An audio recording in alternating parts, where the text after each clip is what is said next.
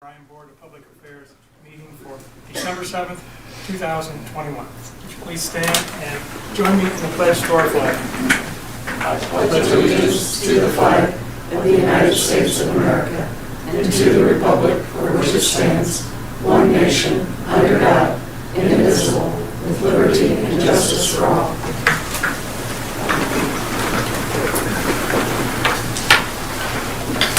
The first item on the agenda is to approve the minutes of the November 16th, 2021 regular meeting.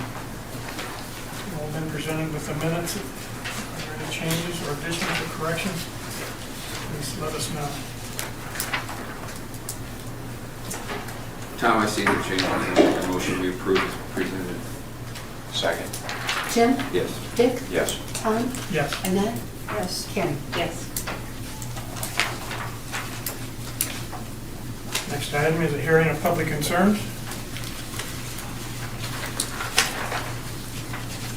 Seeing none, we'll move on to item number 3, presentation of proposed 2022 BMU budget.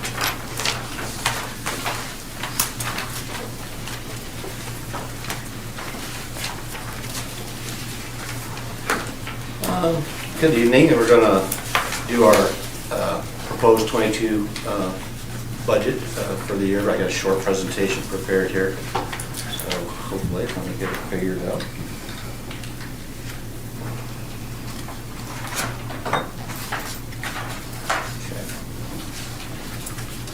Okay.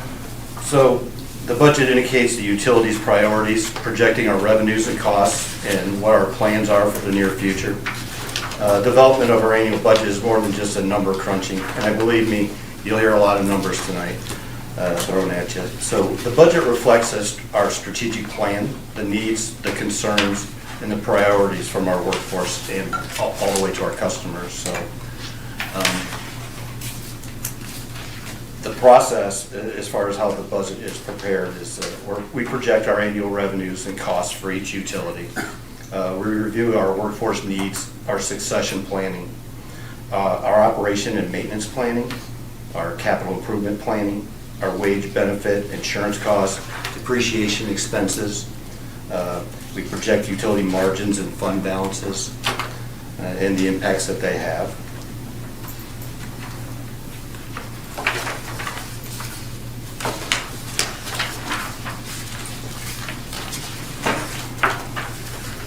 Just slow one slide ahead. So basically, each utilities that we have has two budgets. One's the operating budget. That basically funds our day-to-day operations, employees' salaries, payments for services. And then there's the capital budget.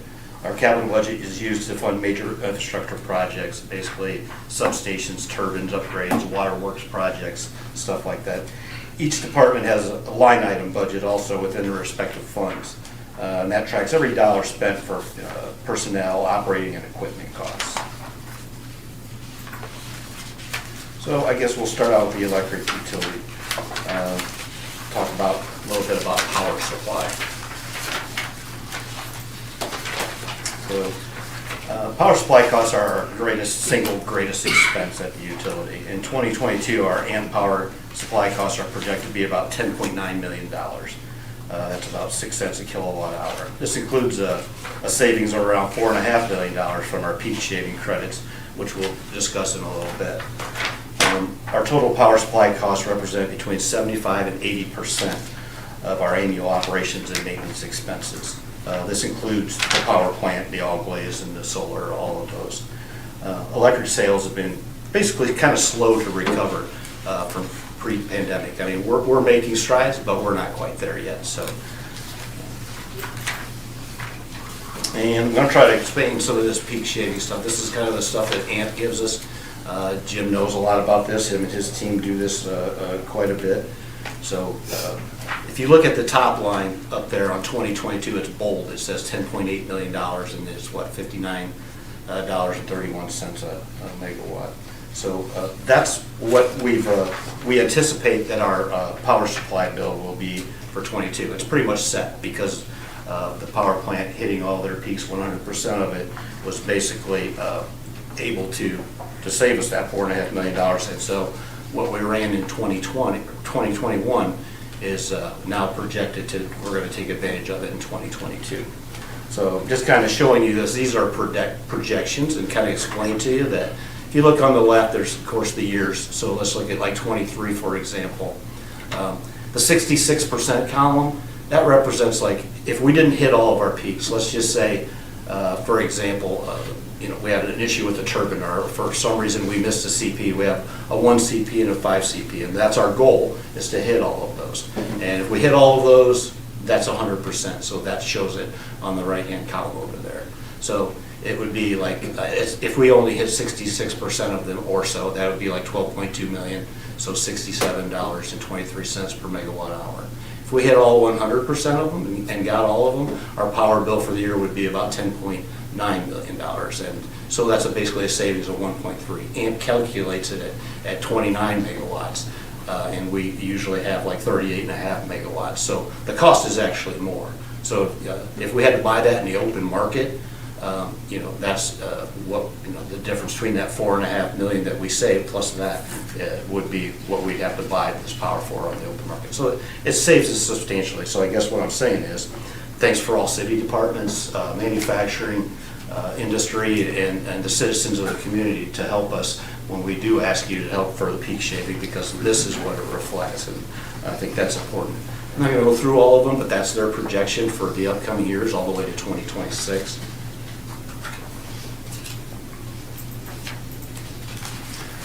Get into the operation and maintenance for the electric utility.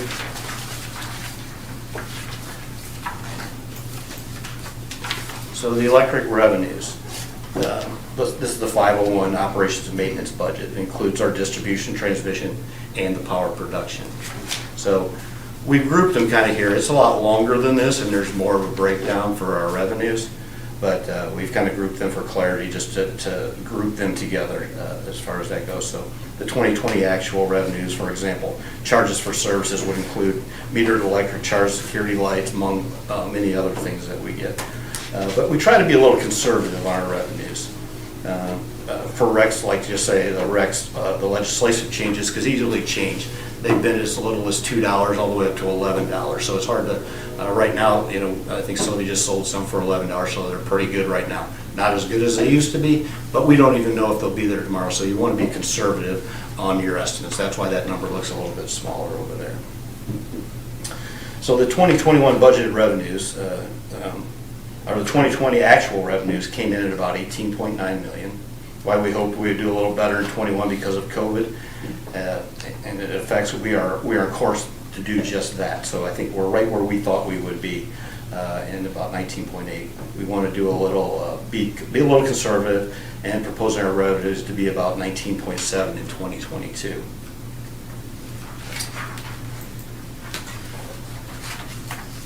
So the electric expenses. In 2020, we were again very conservative on our spending due to COVID, and our team did a great job coming in at around $16.8 million. Our 2021 budget was 18.8 million, and we are projecting to come in around 17.3. So then again, we're under that. Another great job. We're looking at expenses of 18.9 million in 2022. 2022, due to rising costs, we got the fuel costs rising, material costs rising, just to name a few.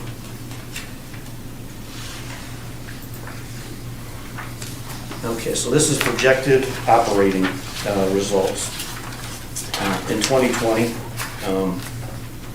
revenues gave us a net income of about $2 million. We transferred $1.3 million into the capital fund, giving us a net change in our fund balance of $784,214. In 21, we are projecting revenues of $19.8 million, expenses of $17.3 million, leaving a net income of around $2.5 million.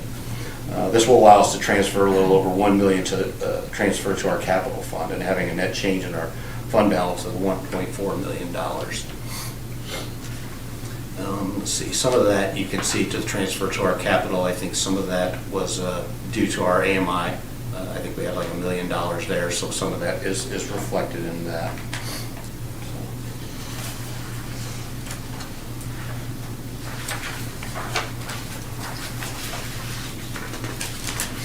2022, we're proposing revenues to come in about $19.7 million and expenses 18.9, leaving a net of around $800,000 and debt service of $22,341.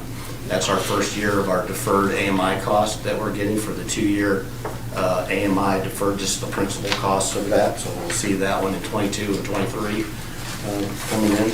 We're proposing to transfer $2 million to the electric fund to cover our capital projects for this next coming year. So if you look at our electric balance of October 31st, at the end of October, we were at $11.98 million in our balance fund there.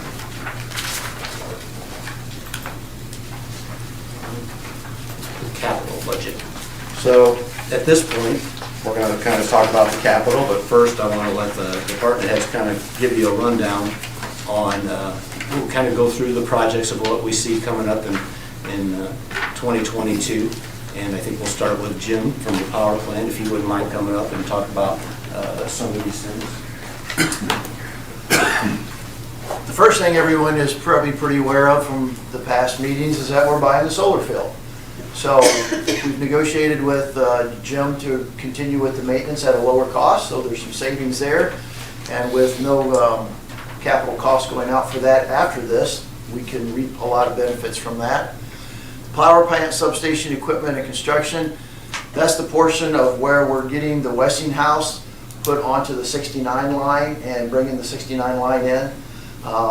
Most of that major equipment are 4 large breakers for that area, and then some structure. So that's kind of all that area, because we don't have to buy a transformer, because the current transformer that the Westinghouse feeds can be switched from 34.5 to 69. So that would take care of all that section. The power plant substation engineering is to move into the phase 2 so that we can put the rest of the generation in the power plant on that. That's going to require a little bit more engineering because we have to buy a transformer to get that on. All that work, or the majority of that work from a construction standpoint, is going to be done in-house by the power plant, the line, and if we need some help with digging and stuff, I know Derek's on board with somebody coming over to dig big holes for us if we need to pour concrete pads and things like that. Rtu and Scada, as you know, that a lot of our RTUs at the substations are old Scout models. They have been obsolete for quite a few years right now, and we've been living on repairs. When we put in the industrial sub, we went to Schweitzer's, which is what we use on a lot of our protective relays now, and they have a PLC computer-based RTU system that feeds a lot of the equipment in just through Ethernet. So we can get a whole lot more data and then talk right directly back. When we put in the industrial sub, all the programming of that device was done by Tom and Kevin from the power plant, so we don't have any programming costs. We just have equipment costs, and then they can set up the new one. Curtain goes out every day, 3, 4, 10 times. So so that will help us get that moving forward so that we can kind of move that into the future. And then the 1-ton truck is hopefully, I'm trying to get rid of a dump truck at the dam, so I don't necessarily need an employee that has a CDL. So if we get a 1-ton that's a dump, we can use that around for different things, and we won't excuse me, need a CDL necessarily to drive one. Sometimes that's not logistically, you know, you don't need a CDL for most of the stuff at the power plant, so if we don't need anything, then that just makes it easier logistically to move stuff around. Joe would be better to talk about the 1X upgrade and the NAS storage stuff. And at the Auglaze facility, security improvements, looking at just putting in better lighting instead of the old sodium lights, maybe some other fencing. I still have people that go down there and either they're a great baseball pitcher or they have a great slingshot because they can take out windows pretty regularly. So I don't know whether to put extra cameras there or put a fence up. But that's what that is about, is to try to work on that some more. Concrete repairs, obviously, just because of the dam being so old, we work on the concrete, constantly repairing it, or putting some of that ART stuff on it to coat it to help preserve it longer.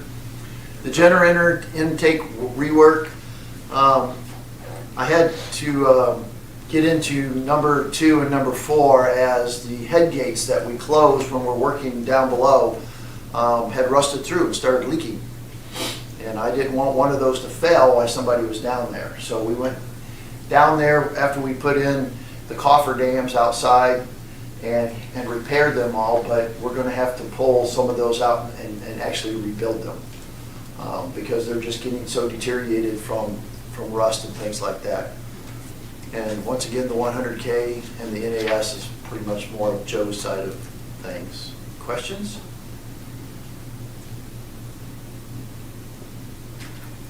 Thank you. Thanks, Jim.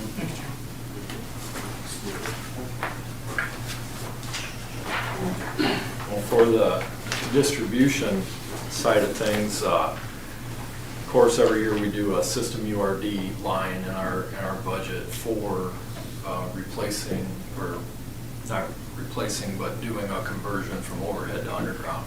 So we have projects slated for the 300 block of East High between Cherry and Myers, 300 block East Bryan between Cherry and Myers. There's a section of overhead single phase on Anna Lane, some downtown service lines, possibly doing some more work down there, and a 600 block of East South Street, east of Bel Air Avenue, Starks Edition. The next line is our overhead rebuild projects. These are, of course, what it states, rebuilding overhead lines. We have potential projects for County Road E and Main Street to County Road 13 up by the new industrial sub. South Union Street from East South Street to County Road C, West South Street to South Main to Noble Drive, and the 300 block of West Bryan. Switches are line switches that we typically replace or install. We usually buy a couple of them a year and have them replaced or installed in strategic places around our system to help with sectionalizing load and transferring load and stuff. That's a typical line that we have. Fault indicators are devices that go on the line that help us detect where faults occur during times of outages and things to help decrease the time the outages are. So that's another line, and we usually buy some of them every year. I'm probably not going through the list that Nate has, but Carson Drive, that's a project that's 40-plus-year-old underground direct buried cable with a concentric neutral. We'll do a little directional boring out there and have that cable replaced in a conduit along with the secondaries this year. Distribution transformers, that's typical transformers that we would buy for both single phase and 3-phase projects that we have in town. Distribution poles are the poles that we replace. We've been working in the southwest quarter section of town, and we still have, I don't know, there's probably 30, 35 poles that we still need to replace out there as we've been concentrating out with the industrial park and everything.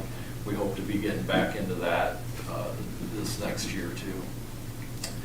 Street lighting, along with the street department, or the, well, not the street department, but the city engineering, they're going to be doing a parking lot there behind the 100 block of South Main, and we're going to do some lighting there. And then we have set to maybe do some pole and fixture replacements in some of the subdivisions that are, some of the poles are looking pretty bad, and lights, you know, doing a little bit of upgrading. That's what that line would be for. The 69 build project, this goes along with what Jim mentioned, the power plant upgrade. This would be for materials only, to buy poles, wire, insulators, everything that we need to do to build the line from the power plant to Edgerton Street. The reason that we're buying the parts this year is we have a small frame time that we can actually build the line and take the plant down with the generation windows that we have in place. So we want to get all the materials kind of bought and ready to go. That way we can have that short period of time that we can get out there and build that line.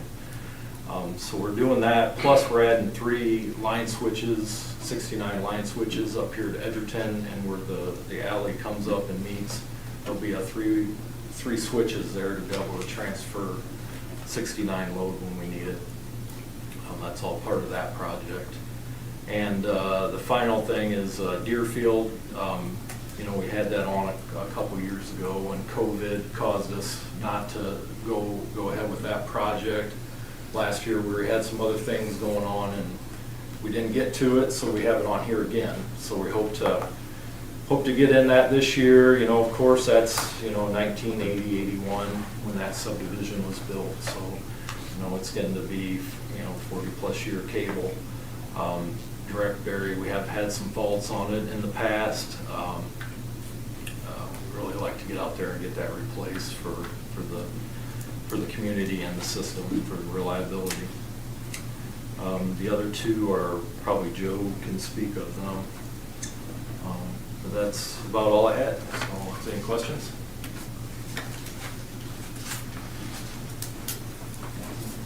Thanks, Al. Thanks, Al. Yeah. Right up. I got 2 of them. The electric communications side, that's the part of the 501 that communications builds infrastructure each year. The head-in UPS, we have a UPS. That's a backup battery system for the head-in.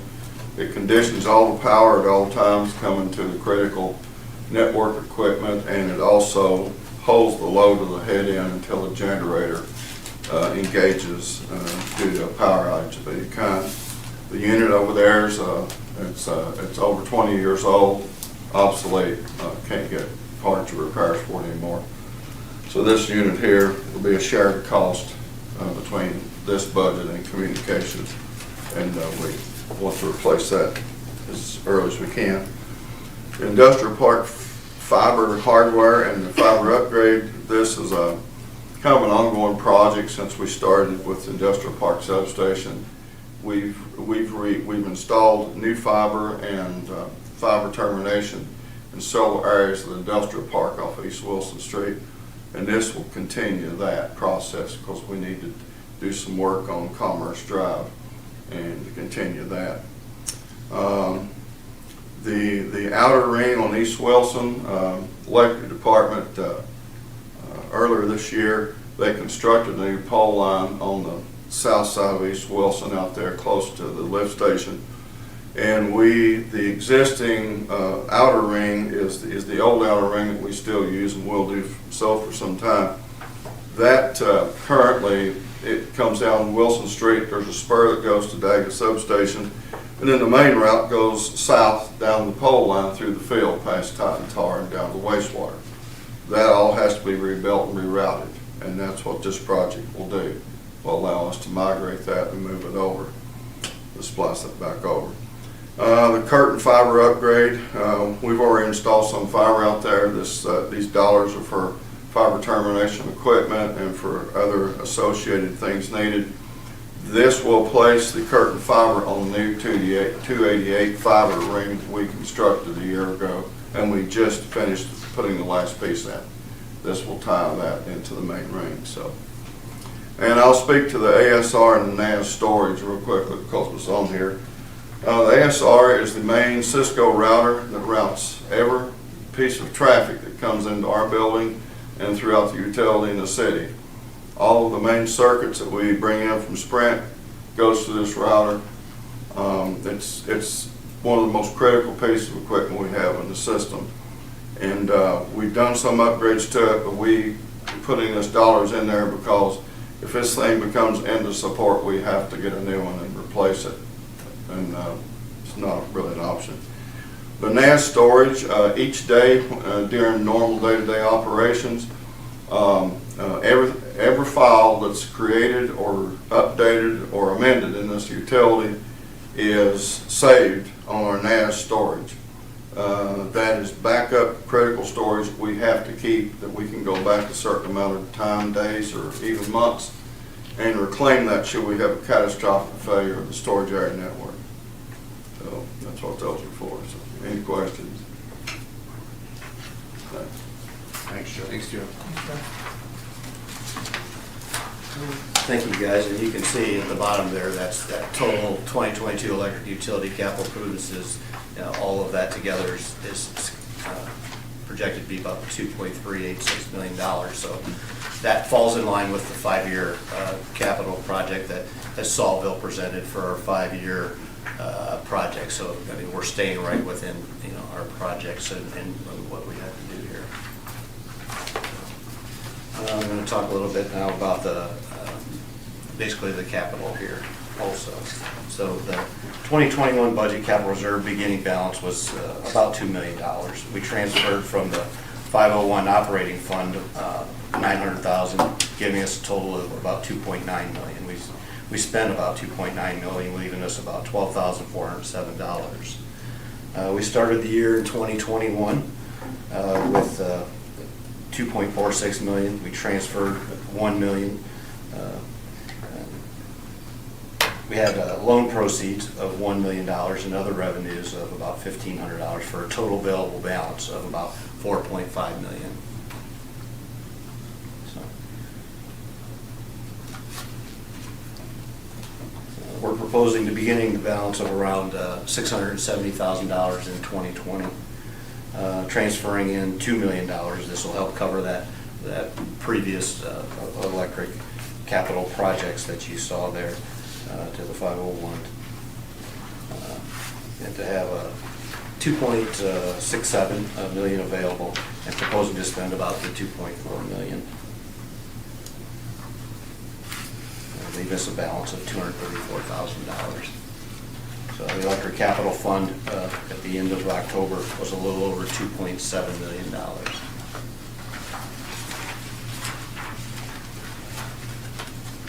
You can see our loan proceeds is on there too, just to talk about some of them. That $1.021 million is loan proceeds for the AMI project.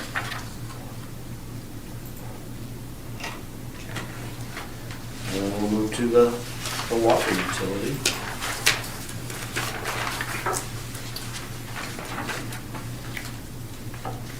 So the water revenues in 2020 kind of did the same thing. We kind of combined the things here a little bit. So we don't have that long list of all these separate entities. We kind of combined them into their little group here. So water revenues in 2020 were $2.4 million approximately, and in 21 we budgeted about $2.4 million. We're currently projecting revenues to come in a little over $2.5 million. In 2022, we're kind of projecting $2.6 million in revenues. So, the interest income, non-operating, sale of fixed assets, we had none. Customer sales, as you can see, have been going up. I mean, our rate increase has helped us along. I think we're in 2022, we're going to be the end of our final rate increase, but you can see it's helped us in our customer sales there. So the water department is doing pretty healthy in that sense that I think that came in there at the right time. We were kind of declining in sales prior to that, and we've been able to bounce back and recover. So they look fairly good there as far as the revenues. And expenses in 2020 we had about $1.7 million. The 2021 budget was set at just under $2 million. And we're projecting to come in around $1.6 million. Proposing in the 2022 budget expenses for the water department to be about $2.2 million.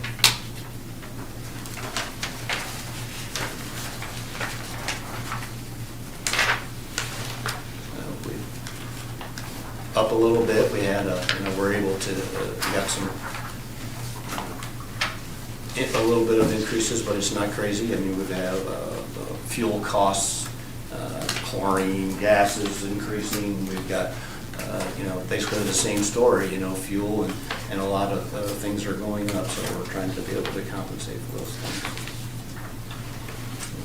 The water fund projected operating results in 2020, about $2.4 million in revenues, minus the $1.7 million in expenses, gave us a net income about $692,734.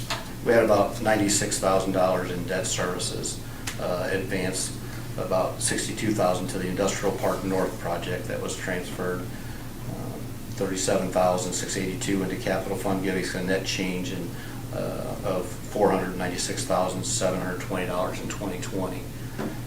In 2021, we budgeted revenues to be about $2.4 million. Expenses, minus the expenses at $2 million, leaving a net income about $443,640. Again, the same debt service of about $96,000 and a transfer of $290,000 in the capital, giving us a net change of $57,631. Currently in 2020, we're projecting revenues to come in just under that $2.6 million and expenses at 1.6, leaving a net almost $983,000. Again, the same debt service, $96,000 debt service and a return of $62,000 from that came back to us. $62,000 from the came back from the Industrial Park North Waterline project that came back into the operating fund. It was that would capable of giving us more that we could transfer then over to our capital line item. So. And the transfer of capital, $290,000, leaves a net change in $659,235. And finally, 2022, we're proposing revenues to come in at about $2.6 million and expenses of $2.2 million, leaving a net of around $367,000. Debt service of $122,323. And we're proposing a transfer of $620,000 to the capital fund, giving us a change in fund of a negative $374,851. The water fund balance at the end of October was about $2.6 million. We talked about the debt service. I wanted to give this little portion on here that kind of shows the debt service of the water department. Of course, everybody kind of remembers these, but we have 3 debt service payments. One was issued in 2018 for the South Walnut Street water main replacement project that we did, and that was a 5-year term to be completed, so it should run out in 2023. As you can see there on the top, and 24 it's gone. Another one is the Town Line Road water main project that we issued in 2019 for a 10-year term, and you can see the payments there. The third is our AMI project. So you can see that it started at interest only at $26,313, which we'll have for 22 and 23, and then we'll start those 10 level payments in 24 of the $135,000 for the AMI. So I wanted to give you a good understanding of that. So we'll start with the water capital fund budget.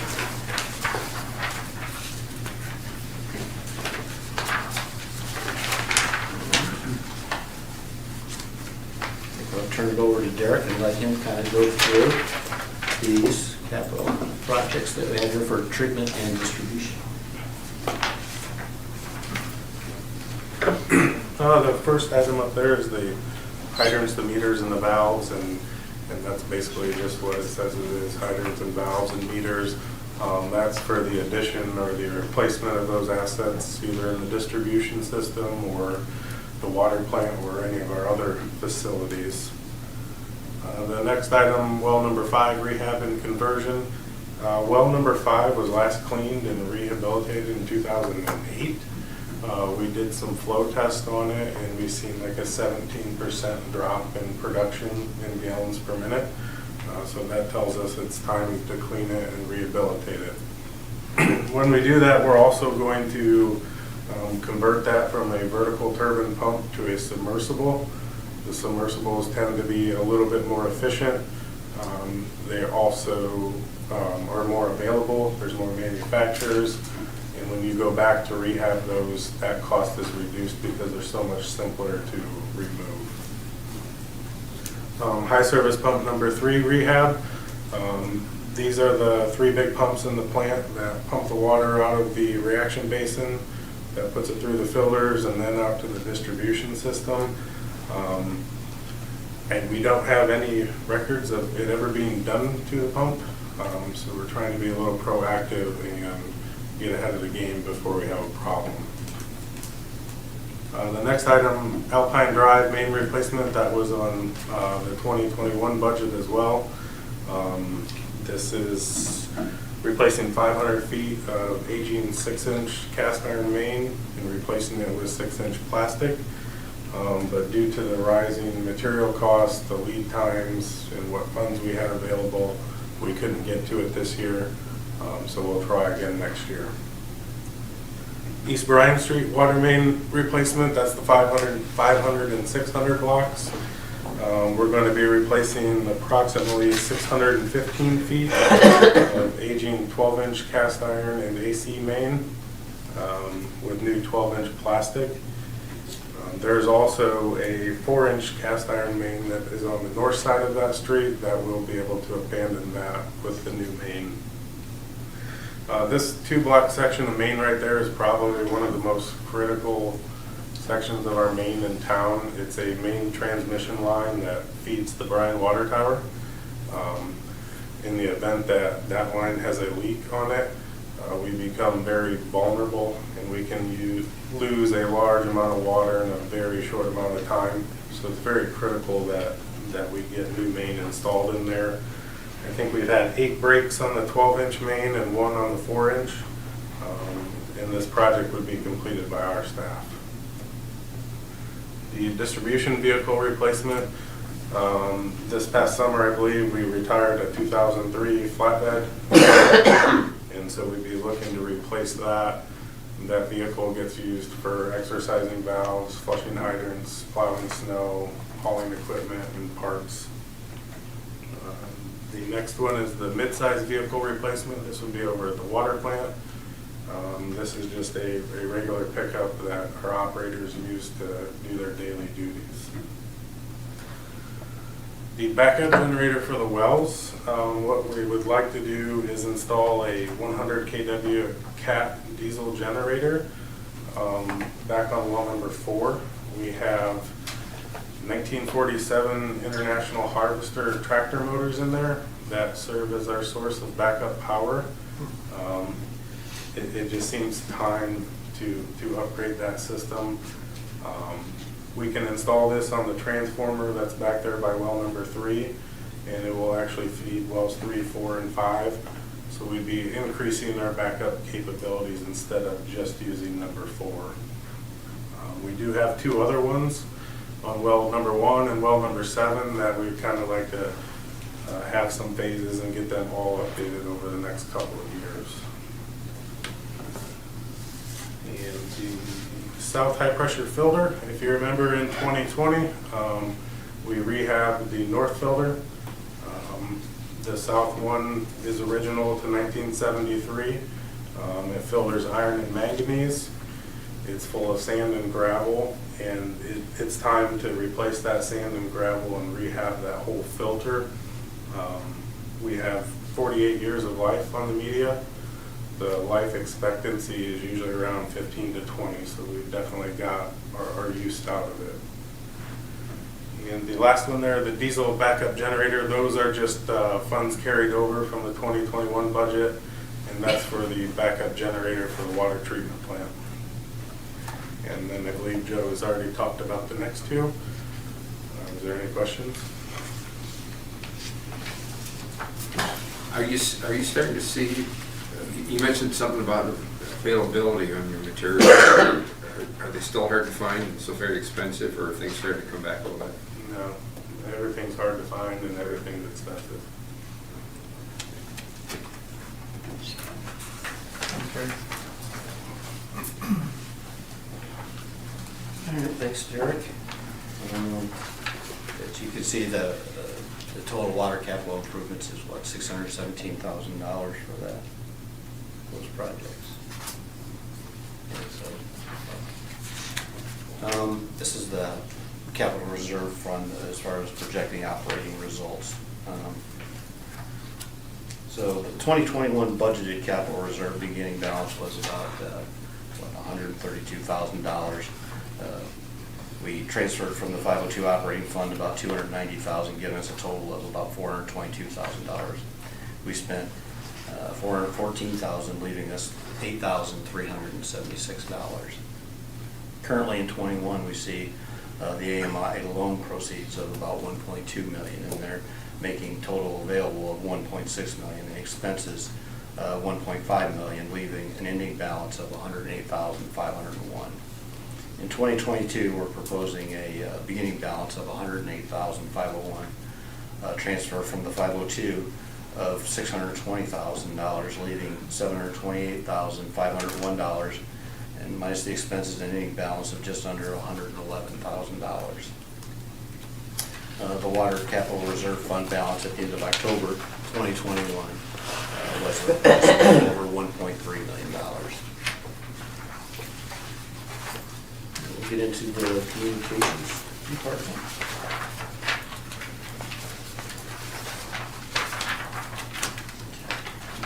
The communications revenues on this slide are grouped together, kind of the same thing, for clarity. It's really a long list, but we grouped it together, showing 2020 actual revenues, 21 budgeted revenues, and the 21 projected revenues, 22 proposed revenues. 2020 actual revenues came in at about $2.4 million. We budgeted in 21 about $2.3 million, and are projecting to come in about $2.2 million. We're proposing revenues in 2022 to be around $2.2 million.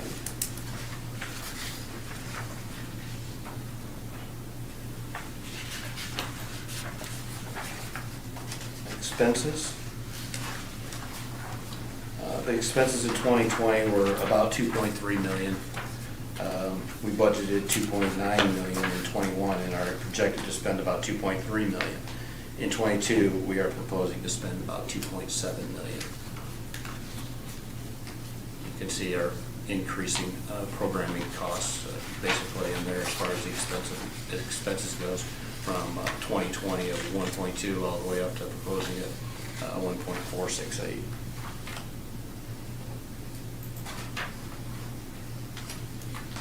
Communication fund. Communications revenues in 2020 were about $2.4 million, and minus the $2.3 million in expenses leaves us a net income of about $70,955. We transferred $53,250 to the capital for a net change in the fund of $17,705. We budgeted over $2.3 million in 21, minus the $2.9 million in expenses that netted us a negative $600,000, with a transfer to capital of $53,510, leaving a net change of a negative $653,221. We're currently projecting 21 to come in about $2.2 million in revenues and $2.3 million in expenses, leaving a net of a negative $130,984. And still planning a $53,510 capital transfer, leaving a net change of negative $184,494. And you can see the communication fund balance at the bottom at the end of October was about $2.1 million. So we got the capital projects. I'll have Joe just touch on some of these. Some of them he kind of talked about a little bit, but if you would, Joe, you could just go over some of these with Sarah and stuff.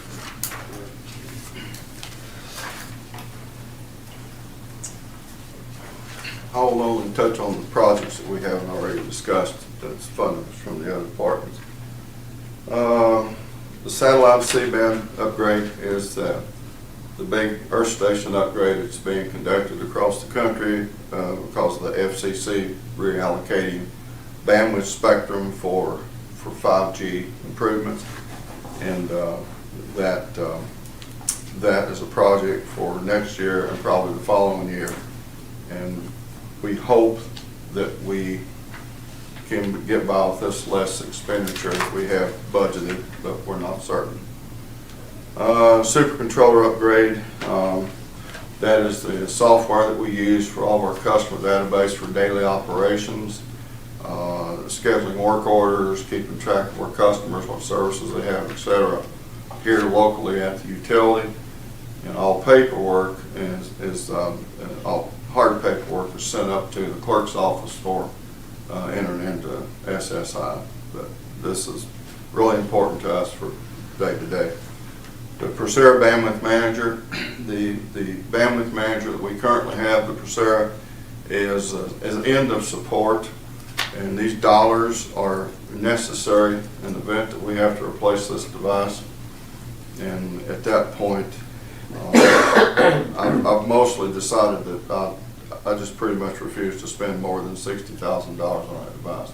But you have to have it, or you can't control the rate or the speed or anything that anyone receives, especially fiber customers internally and with the city side. So, any questions?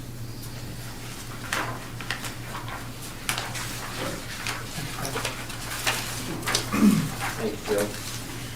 You can see the total communications capital improvements that he just listed was $150,900. So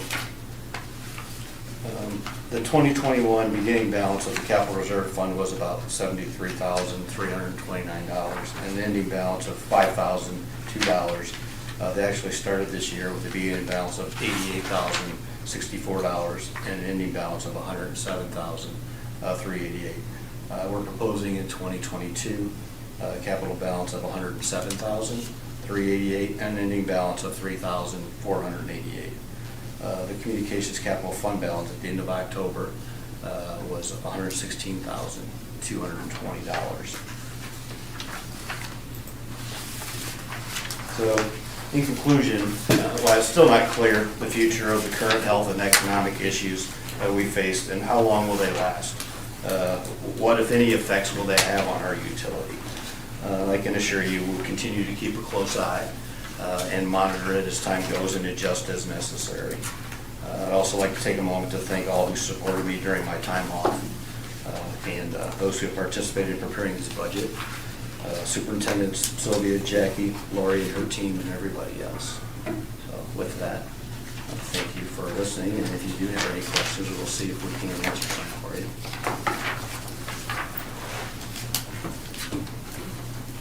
And if not, we will probably come to the next meeting and ask to accept this, I believe, this budget. This was just the presentation part of it, so thank you all. Thank you, Nate. Thanks, Nate. Thank you.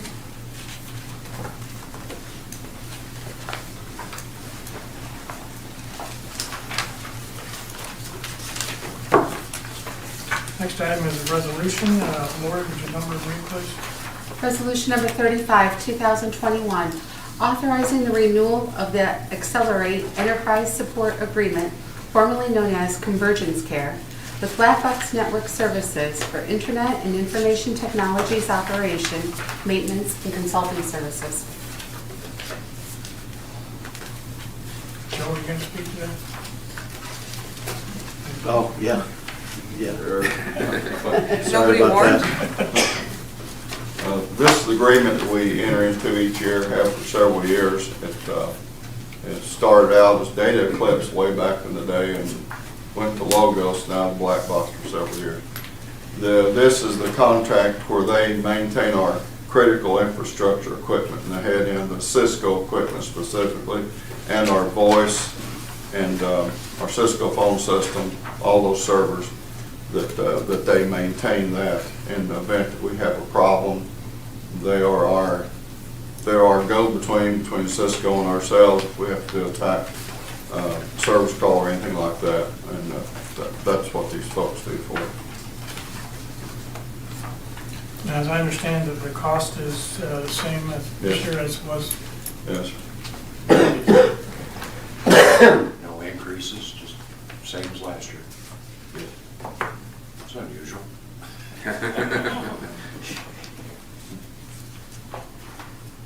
Any ideas? Yeah. With motion to approve? So moved. Second.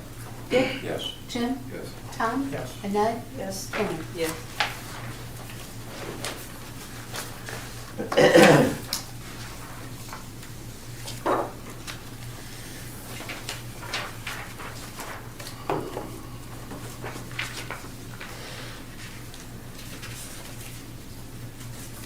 Next is a request to hire a water department employee. Jackie? Good evening. Derek and Jimmy and I have been in interviews for a water treatment operator trainee. We received 22 applicants for the position, which in today's market we felt was very good. We did interview 50% of those candidates, and at this time we respectfully request to hire Adrian Juarez as a probationary water treatment operator trainee, and that is upon successful completion of the pre-employment screening. He has started it, we're just waiting for the results.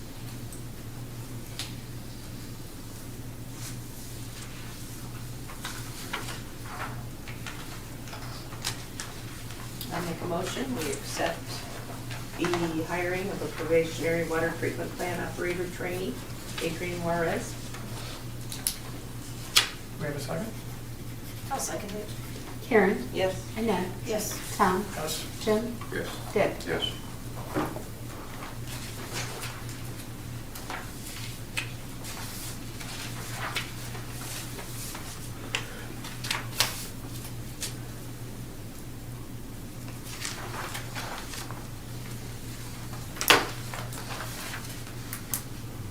Next is a request to start recruitment process for a power plant employee. Yes, Jim Gresso and I, Power Production Superintendent, have been in conversation, and at this time we would like to start the recruiting process for another power plant operator. It is part of our succession plan. We did have one employee in this position for a while, and that employee is no longer with us. The other part to remember is out of the current power plant operators and supervisor, we have 4 of them that are currently eligible to retire. And they're the ones that help the community save millions of dollars every year on the peak shaving. So it is very important to continue our succession plan. We have 1 already hired. This is the second one that we want to do, and this is in our budget for 22.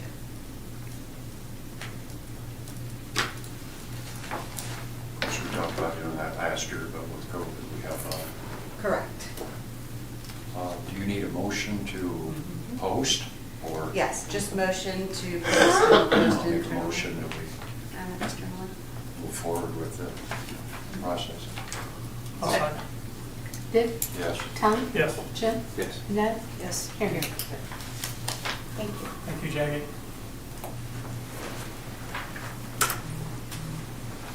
Next item is to set the final meeting for 2021. Word a year ago.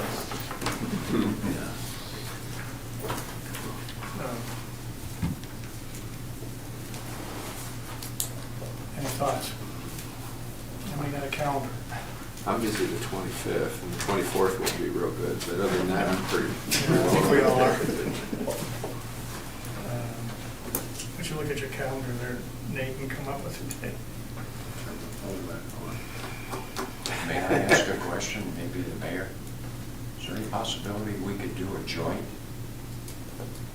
Sure. I'm not sure when your last meeting is. We were looking at December 29th at noon. Friday. No, that's a Wednesday, Wednesday. because Friday is New Year's Eve. Oh, yeah.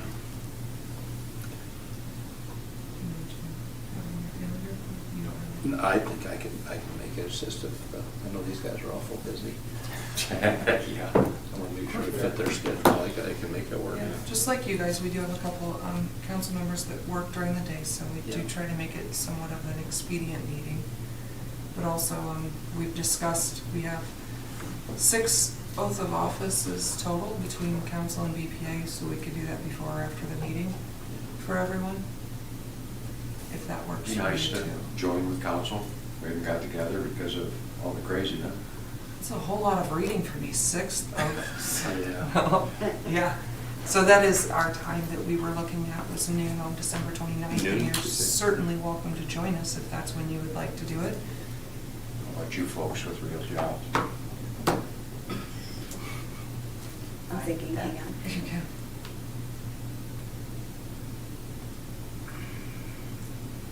I think it'll work for me.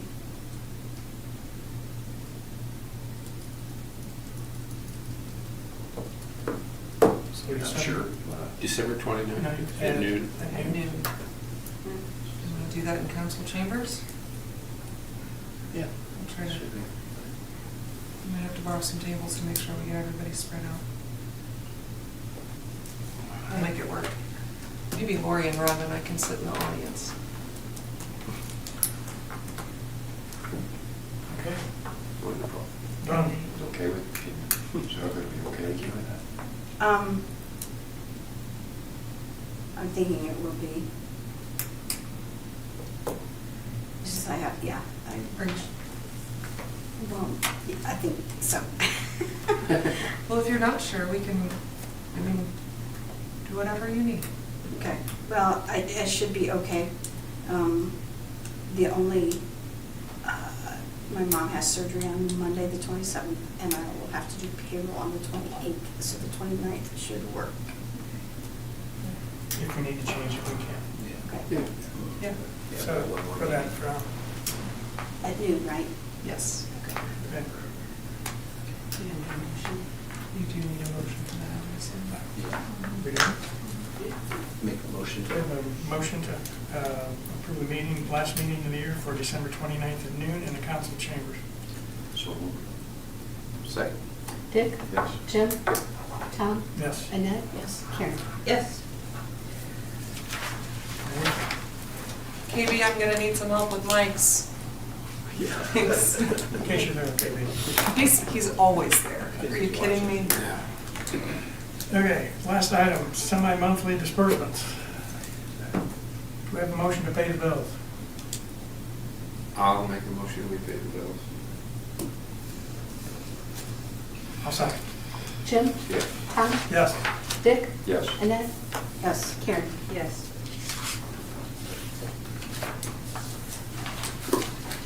Comments from BPA and staff. Any department heads, anything more to add? Eric? To give you a quick update, if it's not drove by 308 East South Street, that rental home has been torn down. We started that yesterday, the home is gone. We spent today working on the concrete slab and foundation. It's pretty well complete, but by tomorrow we should have filled dirt in there and leave it set over the winter. That's all I have. Yeah, it was fast. I drove by there today and saw it's, yeah, that's pretty fast work. So what's the next move? Jim and I talked this morning, we're looking at the Butler Street house or the other one on East South Street there, I would say in the not too distant future. Okay. We're just looking at scheduling and budget. And we got a good idea of the cost of the dump, so we got an idea of what it's gonna cost us, so that was fairly reasonable. Yes. Good, thanks, Derek. Anybody else? Lori? No, sir, thank you. Rhonda? No, sir. Mayor? I would like to extend my gratitude to BMU and BPA for allowing police and fire to train in those buildings. That was very helpful for our crews. I believe we even had Toledo SWAT training here along with some police officers, so we appreciate that very much and the communication during that process. I hope that you are getting help from our departments too with the demolition. I know they were planning on working with you on that. Also, again, we accepted your donation for $4,000 for the trees. We appreciate your continued partnership. You know, sometimes with electric lines, we have to tear down some trees, so we appreciate you helping us continue our Tree City and growth awards that we receive. And this information I have was not available last night at council, but I will let all of you know that unfortunately, Williams County has been ranked number 20th in the nation per capita of COVID cases, so we need to continue to be careful. I think we're all starting to see it in our lives. People we know are getting COVID, so we have not gone to any necessary precautions, but I have always encouraged employees to wear a mask if they so choose. So same rules apply. Thank you. Nate? Yeah, again, I just want to thank the water department too, and I'm glad we were able to help even the Williams County. I think that took their dog in there to train room to room, so I'm really excited that we got to help in that sense, but I'm also excited to finally have that down and gone. And I know that was Jim's big pet peeve, so I'm glad to get that done. And I repeat what the mayor says, it is getting bad out there as far as that goes. So I mean, everybody needs to take care of themselves, social distance, wear a mask if you need to, get vaccinated, all of those things. Yes, it's quite bad in Williams County, so I just wanted to say that. Jim? Thank the superintendents for their presentation and all their hard work on controlling the budget. Thank whatever crews were responsible for getting the program started on tearing down the rental properties. That was some good thing. I'm sure some of the neighbors down there are pleased with that too. That's all I got. I would like to extend a thank you for the budget presentation. I know what kind of work goes into that. Congratulations to Mr. I'm going to say his name wrong, Adrian Juarez on his employment. Good job on the tear down of the house. And that's it. That's all I have. Yeah. Congratulations to Mr. Juarez. Welcome aboard. Look forward to meeting him. I'd like to thank all the superintendents, department heads, Nate, everyone for the budget. I know what kind of a pain that can be and the tweaking, and you did a great job in 2020 and 2021. Things look like they're right where they need to be. Thanks for all the hard work. That's all I have. Karen? I want to let you guys know I had the opportunity to attend the Thanksgiving parade, and the trucks looked very good. We got some really nice pictures of them, so just wanted to have you guys share that compliment to your crews. They did a good job decorating the trucks and the equipment that was in the parade. Yes, welcome to Adrian Juarez. Also, gentlemen, thank you for the budget presentation. Appreciate you working hard to get that taken care of this year, and I hope it works out for you. And yes, South Street, I had an opportunity to go past that house yesterday twice. It looked like it was a very efficient job, and they really did a quick job. I didn't think it would go that fast, but it was a surprise. So that's all I have to say. Thanks, Karen. I just ditto on everything that's already been said. Welcome to Adrian, to VMU, and thanks to the department heads and Nate for the budget presentation. It's good to see the houses go down. Now we just can't wait till the one next to it goes down so we can just level that, grass it, and nobody will know that it was ever there. With that, I will entertain a motion to adjourn. Can I? So moved. Oh, John. Oh, John. Yeah. I just want to, if I could, take advantage of the knowledge in this room in reference to the budget on something that I have no idea about, and I think if anybody does, the group in this room does. Is there John, any? if you want to stand up to the podium so people Sure, can hear, that'd be a little better. sure. Is anyone aware, is there, especially in line with the budget and the capital expenditure, with the infrastructure bill, is there anything available, you think, for the city of Bryan from the federal dollars from infrastructure? That's just, and it just came to me while I was listening to the budget, and I didn't know. So I mean, I don't like to take the time, Tom, but it's just a burning question. That's fine. I just had a meeting prior to the meeting with AMP, and had a guy come down there and basically was going to get with our department heads, because the Ferguson group through AMP has all kinds of budget presentations, and it shows how we can take advantage of it. They will help you write the grants. So I want to see what's out there. I'm assuming with the infrastructure grants that's out there, that we will probably get some, especially for lead water lines and things like that are coming down the pike. I'm hoping for that. But also I want to task the department heads to help me look into what is available. And through this Ferguson group, which I just had this conversation today, it's hard to find the time, but I want to find that time to get out there, because they also, they have stuff for water infrastructure, they have stuff for electric, so it's and communications, a lot of fiber and cable TV stuff out there. So I want to start looking at to see what's available. Some we will, and some we probably won't, because of private utilities, sometimes it's hard to get some of that funding, especially for the cable or the communications line for fiber and internet and stuff. I had Joe Via looked at some of that stuff, and some of it just doesn't apply to us, but I really want to hit hard to see what's out there and take advantage of every dollar that's there. So, yeah, I'm glad you brought that up. Well, and just as a statement, if there's a need for some political assistance, there are some contacts that at a Senate and a congressional U.S. basis that I'd be more than happy to help. If we find, my point is, I don't want to sit there and act like I'm a big man on campus. I'm nothing, except through my past, I've had a lot of opportunity through the bus bill to develop these relationships. So if that would help the city of Bryan to get some of these grants, just let me know. Yeah. I'd be more than happy to do that. Definitely not too proud to ask, John. So Yeah. take advantage of anything that we can when it comes to All that. right. Well, and thank you. And John, I promise you, I've probably driven Joe a little nuts with my emails about grants that he can't get that I think are really cool. So Okay. some of it is the public utility piece, but I do try to pass those along as well. And I think Bryan has talked to you about South Lynn Street on a preliminary, yes? Yeah, he didn't have for sure, but yeah, that might be something we're able to share here in the near future. So Yeah, there's sounds like that chances water of line that. may be very positive. Yeah, Through yeah. WC, so. Yep. It sounds like what I read from OMEA and AM, good possibility there could be funds available. Yeah, the To us. government's dumping a bunch of money Into out the there for city. infrastructure, so hopefully we'll be able to use Very it. good, very good question, John. Yep, And Nate and I will probably learn more. find out more this week, yeah.